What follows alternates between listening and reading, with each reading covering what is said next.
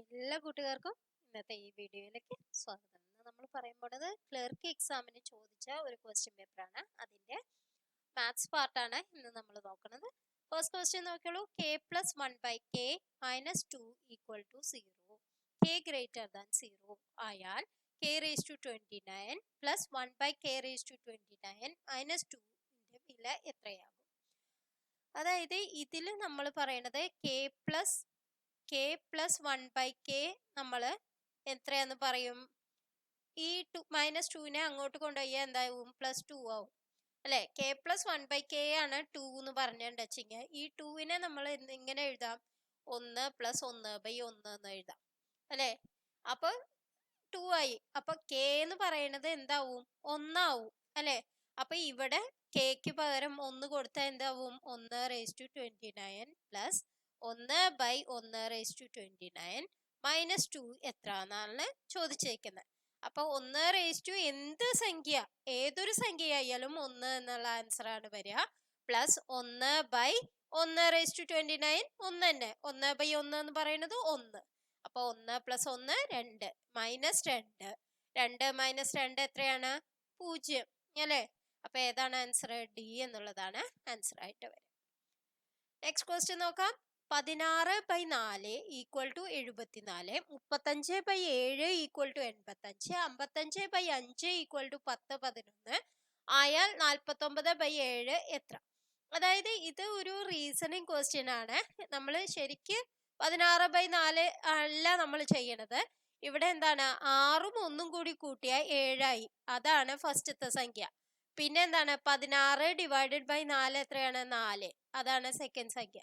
അപ്പൊ അതേപോലെ തന്നെ ഇപ്പുറത്ത് നോക്കൂ, 3ഉം 5ഉം കൂടി കൂട്ടി എന്താണ്? 8 വന്നു.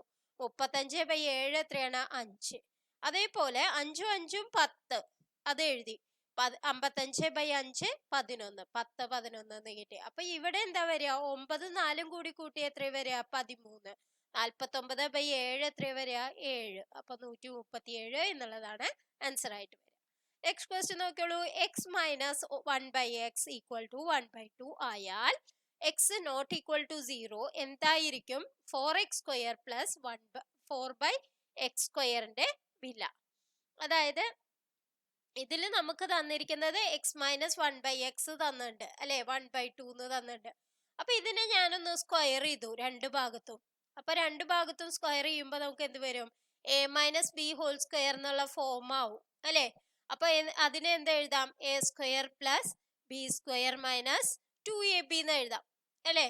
അപ്പൊ അതേപോലെ ഇതിനെ ചെയ്തിട്ടുണ്ടെങ്കിൽ എന്താവും? x² plus 1/x² minus 2 × x × 1/x അല്ലെ? 2 × x × 1/x എന്ന് പറയുന്നത് 1 ആവും അല്ലെ? ഇത് ക്യാൻസൽ ചെയ്ത് പോവും. അപ്പൊ അത് ഈക്വൽ ടു എന്താണ്? 1/2ന്റെ സ്ക്വയർ എന്ന് പറഞ്ഞാൽ 1/4. അപ്പൊ നമുക്ക് ഇതിന്ന് x² പ്ലസ് 1/x² കണ്ടുപിടിക്കാം. അത് എത്രയാണ്? 1/4. ഈ -2 അങ്ങോട്ട് പോകുമ്പോ +2 ആവും അല്ലെ? അപ്പൊ ഇത് എങ്ങനെയാണ്? 1/4 പ്ലസ് 2 എന്ന് പറയുന്നത് എത്രയാണ്? അതായത് ഇതിന് 4 LCM വരും അല്ലെ? അപ്പൊ ഇവിടെയും 4 കൊണ്ട് മൾട്ടിപ്ലൈ ചെയ്യണം. അപ്പൊ 8 ആവും. അപ്പൊ എന്താവും? 9/4 എന്നാവും അല്ലെ? 9/4. ഇനി എന്താണ് ഇവര് ചോദിച്ചിരിക്കുന്നത്? 4x² plus 4/x². ഇതിന്ന് 4 നമ്മൾ പുറത്തേക്ക് എടുത്താൽ എന്ത് ചെയ്യും? x² പ്ലസ് 1/x² ആയി. ഇതാണ് നമുക്ക് കണ്ടുപിടിക്കേണ്ടത് അല്ലെ? 4 × x² plus 1/x². x² plus 1/x² എത്രയാന്ന് കിട്ടി? 9/4 എന്ന് കിട്ടി. അപ്പൊ ഇതിനെ എന്ത് എഴുതാം? 4 × ഇതിന് പകരം 9/4 എഴുതി. അപ്പൊ ആ 4 ക്യാൻസൽ ചെയ്ത് പോയി. അപ്പൊ എന്താണ് ആൻസർ വരിക? 9 എന്നുള്ളതാണ് ആൻസർ ആയിട്ട് വരിക. നെക്സ്റ്റ് ക്വസ്റ്റ്യൻ നോക്കാം.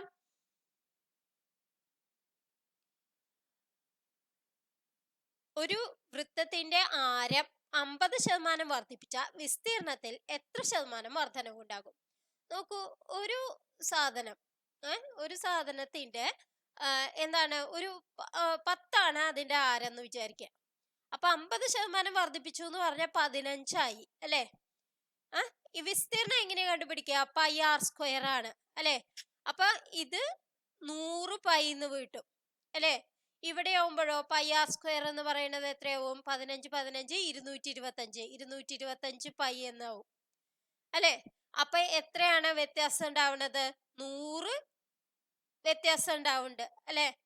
100അല്ല, 225 മൈനസ് 100, അതായത് 125ന്റെ വ്യത്യാസം ഉണ്ടാവുന്നുണ്ട്.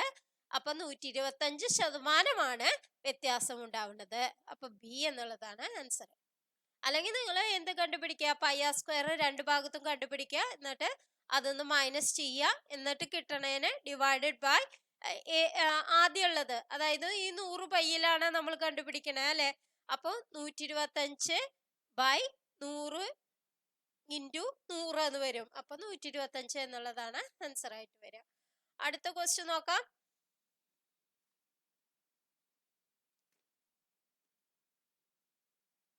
രാവിലെ 10 മണിക്കും ഉച്ചയ്ക്ക് 1 മണിക്കും ഇടയിൽ എത്ര തവണ മണിക്കൂർ മിനിറ്റ് സൂചി 180 ഡിഗ്രി ആകും? ഇതില് നമ്മൾ പറയുമ്പോൾ 1 മണിക്കൂറില് മിനിറ്റ് സൂചിയും മണിക്കൂർ സൂചിയും 180 ഡിഗ്രിയിൽ വരുന്നത് ഒരു പ്രാവശ്യമാണ്. അപ്പൊ 10 മണി തൊട്ട് 11 മണി വരെയുള്ള സമയത്ത് ഒരു പ്രാവശ്യം വരും. 11 തൊട്ട് 12 വരെയുള്ള സമയത്ത് ഒരു പ്രാവശ്യം വരും. 12 തൊട്ട് 1 മണി വരെയുള്ള സമയത്ത് ഒരു പ്രാവശ്യം കൂടി വരും. അപ്പൊ എത്ര പ്രാവശ്യം വരും? 3 പ്രാവശ്യം എന്നുള്ളതാണ് ആൻസർ ആയിട്ട് വരിക. Next question. 10 വർഷം കൊണ്ട് ഒരു നിക്ഷേപം ഇരട്ടിയാകണമെങ്കിൽ സാധാരണ പലിശ നിരക്ക് എത്ര വേണം? അതായത് സാധാരണ പലിശ കണക്കാക്കാനുള്ള വാക്യം എന്താണ്? I = PNR/100 ആണ് അല്ലെ. PNR/100 ആണ്. ഇതില് I എന്ന് പറയുന്നത് മുതല് തന്നെയാണെന്ന് പറഞ്ഞു അല്ലെ, P തന്നെയാണെന്ന് പറഞ്ഞു. അപ്പൊ P = PNR/100 എന്ന് വന്നു. അപ്പൊ ഈ പിയും ക്യാൻസൽ ചെയ്ത് പോവും അല്ലെ. അപ്പൊ 6 ഇവിടുന്ന് എങ്ങനെ കണ്ടുപിടിക്കാം? ഇത് 100 അങ്ങോട്ട് പോയാൽ 100/n എന്നാവും. അതായത് n എത്രയാണ് ഇവിടെ? എത്ര വർഷം കൊണ്ടാണ്? 10 വർഷം. അപ്പോ 100/10. അത് എത്രയാണ്? 10% ആണ്. അപ്പോ അതിന്റെ ഇൻട്രസ്റ്റ് വരും. നെക്സ്റ്റ് ക്വസ്റ്റ്യൻ നോക്കാം. 2000 ജനുവരി 1 ശനിയാണെങ്കിൽ 2006 ജനുവരി 1 ഏത് ദിവസമായിരിക്കും? നോക്കാം നമുക്ക്. 2000 ജനുവരി 1 അവര് പറഞ്ഞിട്ടുണ്ട് എന്താണെന്ന്? ശനിയാണെന്ന് അല്ലെ. ശനിയാണ്. അപ്പൊ 2000 ജനുവരി എന്ന് പറഞ്ഞാൽ അതൊരു ലീപ്പ് ഇയർ ആണ് അല്ലെ. അപ്പൊ 365 ദിവസം കഴിഞ്ഞാൽ, സാധാരണ ഒരു കൊല്ലം എന്ന് പറഞ്ഞാൽ 365 ദിവസം, ആ 365 ദിവസം കഴിഞ്ഞ് വരുന്ന അതേ ദിവസം എന്ന് പറയുന്നത് പിന്നത്തെ ദിവസവും, അപ്പൊ ഞായറാവും. പക്ഷെ ലീപ്പ് ഇയർ ഉള്ള കാരണം ഒരു ദിവസം കൂടി ഉണ്ടാവും. അപ്പൊ 366 ദിവസം ഉണ്ടാവും. അപ്പൊ 2001 ജനുവരി 1 എന്ന് പറയുന്നത് എന്താവും? തിങ്കളാവും അല്ലെ. ശനി കഴിഞ്ഞ് ഞായർ കഴിഞ്ഞ് തിങ്കളാവും. കാരണം എന്തുകൊണ്ടാണ്? ലീപ്പ് ഇയർ ആയ കാരണം. ശരിക്ക് ഞായറേ വരുള്ളൂ, പക്ഷെ ലീപ്പ് ഇയർ ആയ കാരണം തിങ്കൾ വരും. ഇനി 2002 ആണെന്ന് വിചാരിക്കുക, ജനുവരി 1 ആണെന്ന് വിചാരിക്കുക. അപ്പൊ നമുക്ക് എന്ത് വരും? തൊട്ടപ്പുറത്തെ ചൊവ്വാഴ്ചയായിട്ട് വരും. 2003 ആണ് വെച്ചെങ്കിലോ ജനുവരി 1, അതായത് 365 ദിവസം കഴിഞ്ഞിട്ടുള്ളത് എന്ത് വരും? ബുധനാഴ്ച എന്ന് വരും. 2004 ലീപ്പ് ഇയർ ആണ് അല്ലെ. അപ്പൊ ജനുവരി 1 എന്ന് പറയുന്നത് വ്യാഴം കഴിഞ്ഞ് വെള്ളിയാഴ്ചയാണ് വരിക. 2005 ജനുവരി 1 എന്ത് വരും? വെള്ളി കഴിഞ്ഞ് ശനിയാഴ്ച എന്ന് വരും. 2006 ജനുവരി 1 അപ്പൊ എന്ത് വരും? അടുത്ത ദിവസം, അതായത് ഞായറാഴ്ചയാണ് വരിക. അപ്പൊ 365 ദിവസം കഴിഞ്ഞിട്ടാണ് വെച്ചെങ്കിൽ തൊട്ടടുത്ത ദിവസമാണ് വരിക. 366ാമത്തെ ദിവസം ഉണ്ട്, ലീപ്പ് ഇയർ ഉണ്ട് വെച്ചെങ്കിൽ ഒരു ദിവസം കൂടി തൊട്ടപ്പുറത്തേക്ക് വരണം. അപ്പൊ ഏതാണ് ആൻസർ? ഡി എന്നുള്ളതാണ് ആൻസർ. നെക്സ്റ്റ് ക്വസ്റ്റ്യൻ നോക്കാം. ശ്രേണി പൂർത്തിയാക്കുക. YEB WFD. ഇതിൽ നോക്കൂ, ഫസ്റ്റത്തെ നോക്കുമ്പോ എസ് കഴിഞ്ഞാൽ ടി ഇല്ല, പിന്നെ യു വന്നു അല്ലെ. ഫസ്റ്റത്തെ ലെറ്റർ നോക്കൂ, യു കഴിഞ്ഞിട്ട് വി ഇല്ല, ഡബ്ല്യു വന്നു. ഡബ്ല്യു കഴിഞ്ഞിട്ട് എക്സ് ഇല്ല, വൈ വന്നു. അപ്പൊ ഇതിന്റെ തൊട്ടു മുന്നേ ഏതാണ്? ആറാണ്. ആറില്ലാണ്ട് ഏതാണ് വരിക? ക്യൂ ആണ് വരിക. അപ്പൊ അങ്ങനെ ഒരു ആൻസറേ ഉള്ളൂ, സി എന്നുള്ളത്. ഇനി അടുത്തത് നോക്കിയാൽ അങ്ങനെ തന്നെ നോക്കാം. ഇ എഫ് അല്ലെ. ഇ കഴിഞ്ഞ എഫ്, എഫ് കഴിഞ്ഞ ജി ഇല്ല, എച്ച്, ഐ ജെ ഇല്ല, കെ. അപ്പൊ എൽ എം എൻ ഇല്ല, ഒ. അപ്പൊ 1 2 3 അങ്ങനെയാണ് പോണത് അല്ലേ? ഇനി അടുത്ത ക്വസ്റ്റ്യൻ അവര് ഡെലീറ്റ് ചെയ്തതാണ്. അത് നമ്മള് പറയാം എങ്ങനെയാണ് ചെയ്യേണ്ടതെന്ന്. പക്ഷെ ഇത് ഡെലീറ്റ് ചെയ്ത ക്വസ്റ്റ്യൻ ആണ്. 1089 എന്ന് പറയുന്നത് ശരിക്കും നമുക്ക് ഒരു പൂർണ്ണവർഗമായിട്ട് കിട്ടും. അതായത് 33ന്റെ സ്ക്വയർ ആയിട്ട് കിട്ടും. 33 ഇൻറ്റു 33 ആണ് എന്തെന്ന് പറയണത്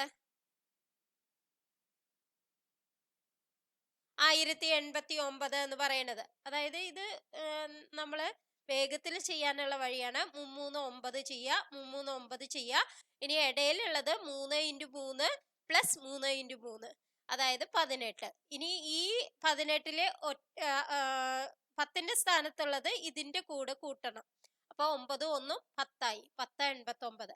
അതായത് 33ന്റെ സ്ക്വയർ ഇത് തന്നെയാണ്, ബാക്കി ഒന്നും സ്ക്വയർ അല്ല. അങ്ങനെയുള്ളതാണ്.